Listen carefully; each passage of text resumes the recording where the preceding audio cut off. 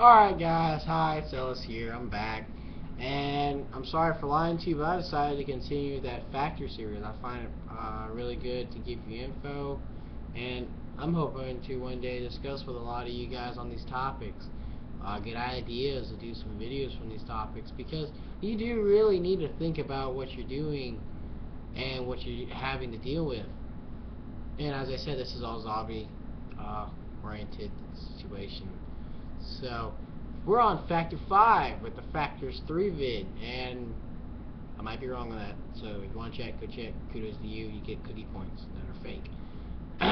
So, moving along, we're going to discuss do you want to live in a rural or urban area? And I'm not talking about living like in a house. I'm talking about most of your activity or all your activities are going to be done. So we're moving into urban. An urban environment is not rural, fail, is a metropolitan area or a city.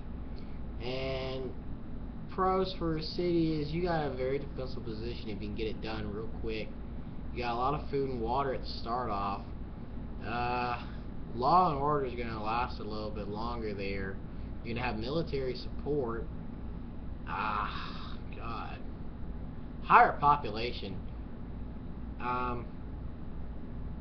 That's about it that I can think of off the top of my head. And pro or cons, your population and tactical advantages are two-edged swords. Why?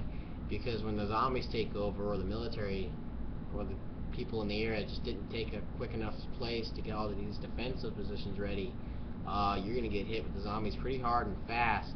And as you're going to scramble up here trying to get everything, people are going to get picked off by the zombies. And that's going to decrease the population, yeah. And you're going to go hide out and have to deal with scrapping stuff and trying to scramble for all the scraps that you actually need. So, yeah.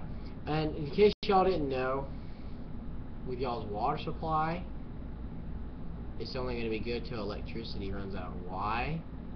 Because you're drinking your own piss. Yeah, if that flew over your head, think about it.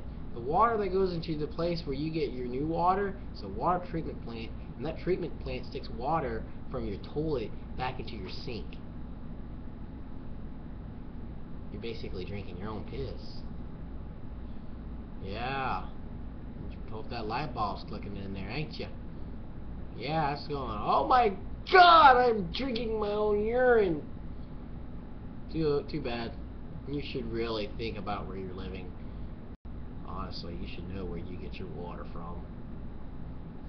A little trick or tip when you're going to go get your new house. So, yeah. Now, a few more cons. Because of the high population, you're also going to have, when the law goes out, rape and pillage. I'm not going to discuss that any further because I don't like that R word. God, now I'm stuck on it. So, moving along, your food supply and water supply, as I said, it's going to be good at the beginning, but it's going to dwindle out pretty fast because of the high population. And in fact, before the power goes out, you're probably going to do those in and out trips, and they're pretty dangerous, but very rewarding. And when the power goes out, it's like sea turtles going to the beach, or crossing the beach to get to the sea. And it's a pretty hard sight, and you can put it in perspective, that's when people are going to get plucked off, like seagulls grabbing a sea turtle and stabbing its stomach for its food. There's a little picture for you. That's how it's going to be when the cities have the mass exodus. So, there's your pros and cons of the city. For the rural, we have open spaces, so technically if you're going to be stuck defending, you want to try and find choke points that you can climb out of, like a ravine, valleys. So yeah, towns being small, so you're going to have people that you know, lots of people you know, and you're going to be able to coordinate groups better. You already got that who's the head honcho alpha set up already in your area, because y'all were kids and y'all were friends when you were kids, and the kids you have now are friends with your friends' kids, or Y'all's kids are just a mix between you and an old friend.